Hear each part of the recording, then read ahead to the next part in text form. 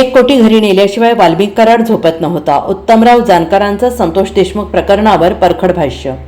बीड जिल्ह्यातील मसाजो गावचे सरपंच संतोष देशमुख यांचं अपहरण करून निर्घृणपणे हत्या करण्यात आली आणि त्यांच्या हत्या प्रकरणात मुख्य सूत्रधार असल्याचा आरोप असलेला वाल्मिक कराड हा अद्याप फरार आहे.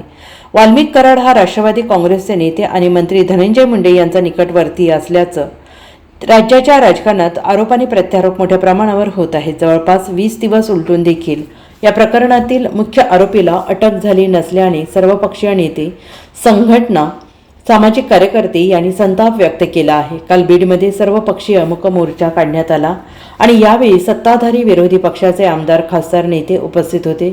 या दरम्यान या प्रकरणात धनंजय मुंडे यांनी देखील लक्ष केलं जात आहे आणि त्यांच्या राजीनाम्याची मागणी केली जात आहे. अशातच राष्ट्रवादी काँग्रेस शरद पवार पक्षाचे आमदार उत्तमराव जानकर यांनी वाल्मिक कराड आणि धनंजय मुंडे यांच्यावर हल्लाबोल केलेला आहे.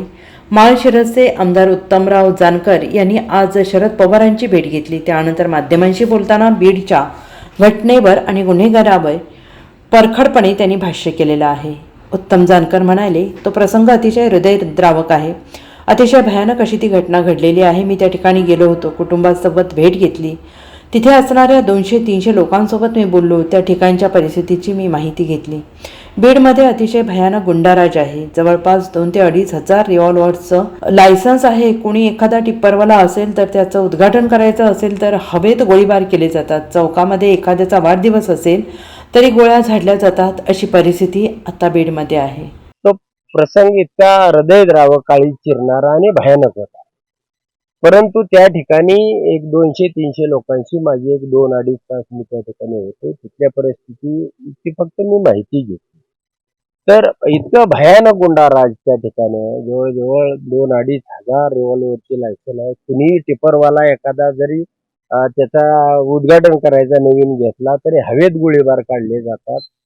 चौकामध्ये एखाद्याचा वाढदिवस असला तरी त्यातील फायरी झाडल्या जातात आणि ज्याही पद्धतीनं या कुटुंबावरती नव्हे असे 32 खून त्या ठिकाणी मला लोकांनी सांगितले की याला जे जे जबाबदार आहेत ते समजा वाल्मिक कराड असेल आणि वाल्मिक कराड ज्यांच्यासाठी म्हणून हा खून करत होता, वाल्मिक कराड हा ज्याच्यासाठी खंडणी गोळा करत होता, वाल्मिक कराड हा ज्याच्यासाठी हा सगळा मलिदा गोळा करत होता, त्याचं कारणच एवढं होतं की ते कुणाला तरी नेऊन द्यायचं आणि म्हणून त्या ठिकाणी जे काल सर्वपक्षीय मोर्चा झाला त्याला माझाही पाठिंबा आहे आणि या पुढच्याही लढाईमध्ये जर त्यांनी वाल्मिक कराड आणि त्याच्या पाठीमागचे सूत्रधार यांना जर तात्काळ अटक केली नाही तर या राज्यामध्ये जिल्ह्यामध्ये मोर्चे.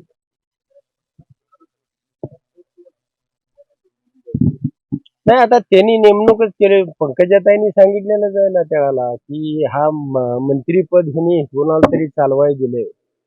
धनंजय मुंडे त्याचा करता करवित आहे आणि ह्या सगळ्या प्रकरणापाठीमागे ज्यांनी ताकद दिली तो सुद्धा तेवढाच गुन्हेगार आहे आणि राजकीय वरदहस्त असल्याशिवाय इतके खून, इतके मारामाऱ्या, इतकी खंडणी, रोज 1 कोटी रुपये घेतले घरी घेऊन गेल्याशिवाय हा वाल्मिक कराड झोपत नव्हता असं ते बीड जिल्ह्यामध्ये सगळ्या लोकांच्या माहितीने.